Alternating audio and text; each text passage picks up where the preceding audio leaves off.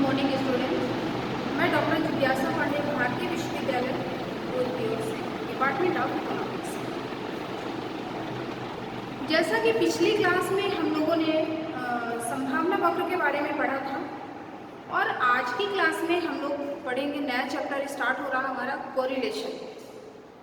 चूँकि केंद्रवर्ती मान यानी जो सेंट्रल टेंडेंसी होती है, चाहे वेरिएशन वैल्यू हो हमारा अथवा शतांश मान हो, यह सभी क्या है, एक चल राशि होता है। चल राशि नहीं, वेरिएबल होता है और इन वेरिएबल्स के प्राप्तांकों की सार्थकता का जो ये बोध कराते हैं।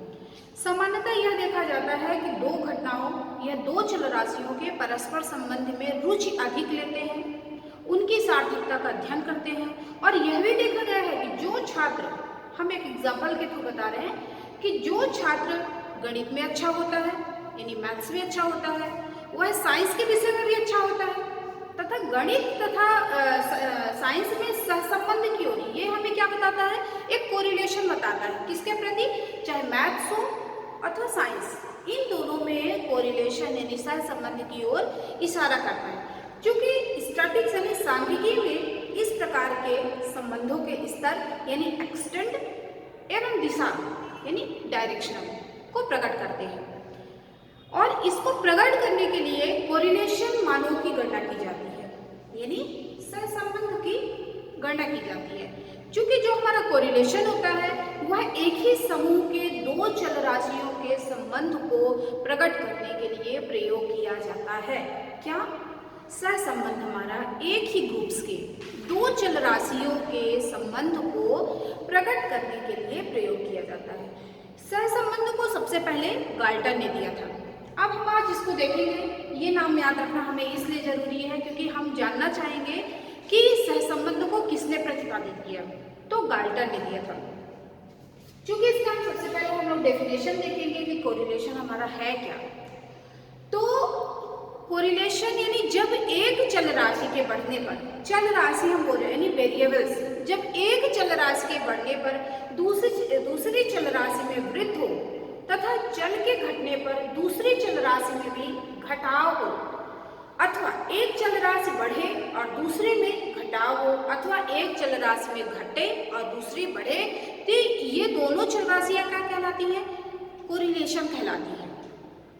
When your two variables are so related that the increase decrease is one correspond to the increase या decrease is another, or conversely increase or decrease is one correspond to the decrease or increase in another, they are said to be correlated।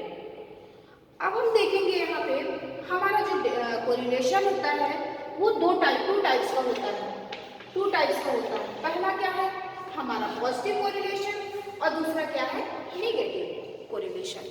तो जो हमारा positive correlation होता है ये क्या कहलाता है, जब एक चल राशि के बढ़ने से दूसरी भी बढ़ती है। जब एक चल राशि बढ़ेगी तो दूसरी भी बढ़ेगी और जब एक चल राशि हमारी घटेगी तो दूसरे भी घटेगी। तो ये क्या कहलाता है, ये हमारा पॉजिटिव कोरिलेशन कहलाता है यानी धनात्मक सहसंबंध कहलाता है और ये एक ही दिशा में जाता है यानी इसका डायरेक्शन जो होता है वो एक ही दिशा में फ्लो करता है। सेकंड क्या है हमारा निगेटिव कोरिलेशन यानी ऋणात्मक सहसंबंध क्या कहलाता है, तो जब एक चल राशि के बढ़ने से दूसरी घटती है और एक चल राशि के घटने से दूसरी बढ़ती है तो क्या कहलाता है, ये ऋणात्मक सहसंबंध कहलाता है और इसका जो डायरेक्शन होता है वह अपोजिट होता है, विपरीत दिशा में होता है। क्योंकि सहसंबंध का जो स्तर होता है, स्तर यानी एक्सटेंट जो होता है वो प्लस वन और -1 के बीच में रहता है।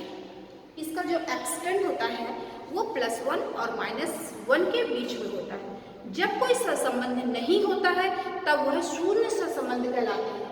जब इनमें किसी प्रकार का कोई सहसंबंध नहीं होगा तो वह कैसा कोरिलेशन कहलाएगा, शून्य कहलाता है। चूँकि कोरिलेशन को गणना करने के लिए हमको दो मेथड का उपयोग करना पड़ता है। कौन कौन सा है हमारा, एक तो हमारा है Spearman rank difference of method. Spearman rank difference method, यानी स्पेयरमैन की रैंक अंतर विधि, ये क्या कहलाता है स्पेयरमैन। और एक स्पेयरमैन है और एक पियर्सन मीन है, ये दो मेथड्स के थ्रू हम लोग कोरिलेशन की गणना करते हैं। तो सबसे पहले हम देखेंगे कि हमारा स्पेयरमैन का मेथड क्या है। तो इसके लिए क्या करना पड़ता है, चूंकि सांख्यिकी में सहसंबंध गुणक यानी कोरिलेशन कोफिशिएंट ज्ञात करने की कई विधियां होती हैं, लेकिन फिर भी सबसे अधिक जो विधि हमारी मेथड प्रचलित है वो क्या कहलाती है, एक स्पेयरमैन की विधि और दूसरा है हमारा पियर्सन सहसंबंध गुण विधि। क्योंकि शिक्षा के क्षेत्र में इन दोनों विधियों का प्रयोग किया जाता है, लेकिन जो स्पेयरमैन की विधि है का प्रयोग वो शिक्षा के क्षेत्र में इसका प्रयोग किया जाता है, और जो पियर्सन की विधि है वह अनुसंधान कार्यों में उसका प्रयोग किया जाता है। स्पेयरमैन विधि का प्रयोग छोटे समूह का मतलब क्या होता है, जहां पे सदस्यों की संख्या 30 से कम हो वो छोटा समूह कहलाता है। और पियर्सन की विधि क्या का प्रयोग कहाँ किया जाता है, बड़े समूह के लिए, बड़े ग्रुप्स के लिए उसका प्रयोग किया जाता है। शोध कार्य यानी रिसर्च में हमको पियर्सन की विधि का उपयोग करना पड़ता है, जबकि शिक्षा के लिए स्पेयरमैन विधि का प्रयोग करना पड़ता है। चूंकि स्पेयरमैन विधि को हम देखेंगे कि दो प्रकार का होता है। कैसा, दो टाइप्स के होते हैं। तो पहला है कि जब प्राप्तांक हमें अनुस्थिति का मतलब क्या होता है, जब हमें रैंक में मिले। अनुस्थिति का मतलब क्या है, जब इसका प्रयोग ये हमें प्राप्तांक रैंक के रूप में प्राप्त हो। और दूसरा क्या है, जब हमें एक स्कोर्स के रूप में प्राप्त हो, जब प्राप्तांक स्कोर्स के रूप में प्राप्त हो। तो इन दोनों परिस्थितियों में एक ही सूत्र का प्रयोग किया गया है। ये फॉर्मूला है हमारा 1 minus 6 sigma D square by n square minus 1, ये हमारा फॉर्मूला है। कैसे, रैंक ज्ञात करने के स्पेयरमैन विधि का फॉर्मूला होता है 1 minus 6 sigma D square by n square minus 1, ये हमारा फॉर्मूला होता है। चूंकि यहाँ पे p क्या है, p हमारा सहसंबंध गुणक को प्रदर्शित कर रहा है। यहाँ पे d स्क्वायर क्या है, d स्क्वायर हमारा अंतरों का वर्ग को डिफाइन कर रहा है। और सिग्मा हमारा क्या है, यहाँ पे जो ये सिग्मा दिया गया है ये क्या बताता है, हमारे योग को बताता है।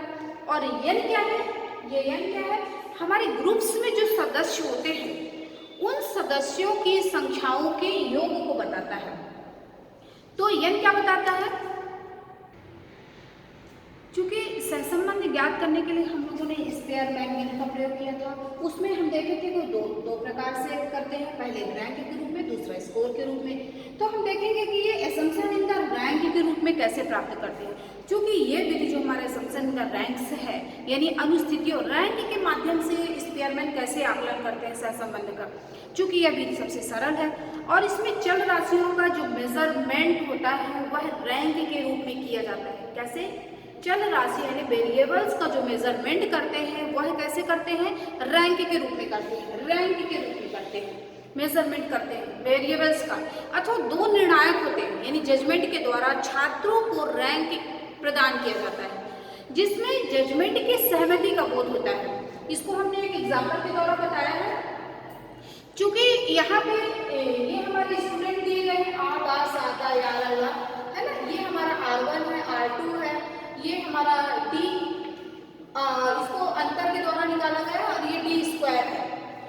यहाँ पर ये एक एग्जाम्पल के द्वारा मैं बता रही हूँ कि ये दो निर्णायक है, यानी R1 और R2 ये हमारे जजमेंट है। यहाँ पे अनुस्थितियों यानी रैंक, R क्या हमारा रैंक है, रैंक में अंतर को ये बताया जा रहा है। और इसके बाद d हमारा क्या है, इन अंतरों का वर्ग है, ये जो अंतर निकल के आए हैं इसका स्क्वायर कर दिया गया है, तो ये हमारा d स्क्वायर क्या है, अंतरों का वर्ग है।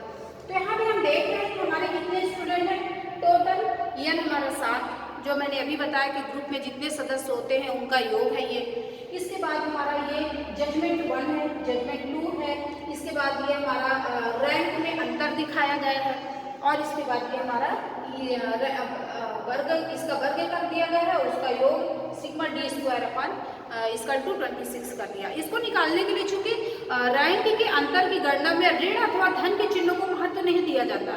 वो क्यों, क्योंकि अंतर के वर्ग करने पर ये जैसे इसका मैंने वर्ग किया तो सभी कंडीशंस क्या आ जाती हैं, सभी वर्ग क्या हो जाते हैं, धनात्मक हो जाते हैं। इसके लिए भी वही फॉर्मूला उपयोग किया जाता है, 1 minus 6 sigma d square upon n square minus 1।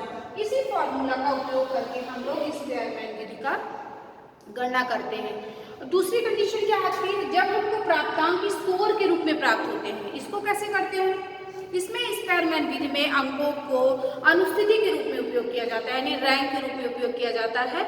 इस विधि में क्या किया जाता है, अंकों को रैंक में बदल दिया जाता है। समूह में जितने भी सदस्य होते हैं उतनी ही रैंक होते हैं, इसमें जितने सदस्य होंगे उतने ही रैंक होते हैं, और सबसे अंक को पहला रैंक और इसके बाद दूसरा, फिर उसके बाद तीसरा, ऐसे ये क्रमशः ये क्रम चलता रहता है।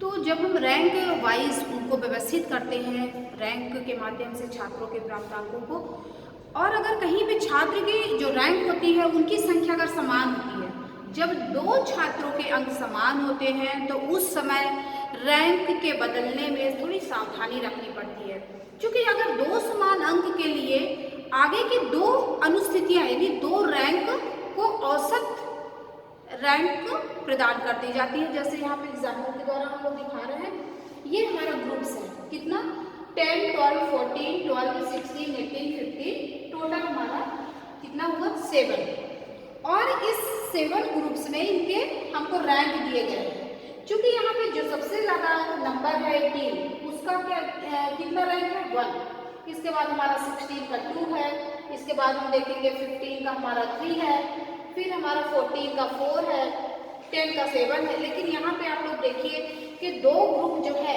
वो सेम है, और उनके जो हमारे ये रैंक है वो भी सेम है। 12 का रैंक और ये 12 का रैंक हमारा बराबर है। तो ऐसी कंडीशन में हम क्या करेंगे, इनका औसत निकाल देंगे। चूंकि ये 5 है, यानी 5 और 6 के बीच में है, तो इसको हम लोग 5 + 6/2 कर देंगे। ऐसे इनका औसत निकाल लिया जाता है। इनका औसत निकाल लिया जाता है। तो इस समूह में जैसे देख रहे हैं आप लोग 7 छात्र हैं, इनकी रैंक भी दिया गया है। इसमें सबसे अधिक आपको बताई मैं कि 18, उनका रैंक 1 है, इसके बाद 15 है, फिर इसके बाद 14 है।